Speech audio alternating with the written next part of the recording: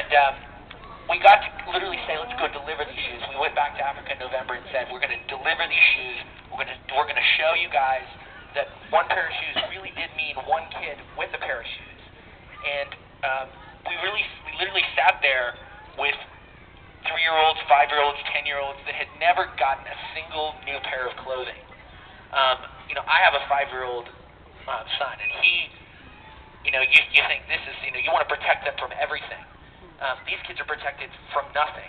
There is nothing, there are no tools available to them to protect them from disease, access to education. And I sat there with kids, thanks to people that bought Toms.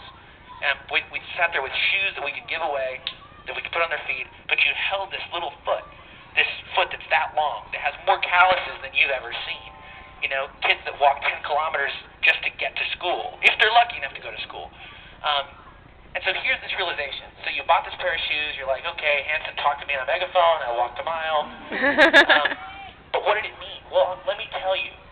One pair of shoes, one decision to show up and walk, one download of a song that's 99 cents and seems like nothing is days of life for a mother that has AIDS and can prevent that from being passed on to a child. These are the tools you guys already have. This is not a campaign that one day you can be a part of. This is what's in front of you. And this is not a guilt walk. This is a holy shit, look what we can do walk. I'm glad I'm videoing this.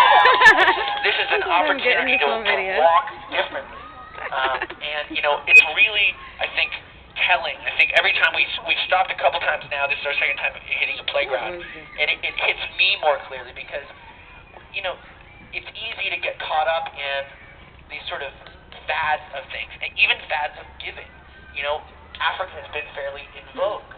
Madonna bought some children, which is fine. It's great. Want to be those kids. But it doesn't go away. And the last thing we think about is history. What's history going to think of me? Because we're thinking, well, what am I going to do tomorrow? Am I going to get a good job? All these different things. But history is going to ask our whole generation what we did about Africa, what we did about AIDS, what we did about these challenges. And we as a whole group of people have to ask ourselves, well, who are our friends in the world? Who are our partners? Who are people that, what did America look like 150 years ago?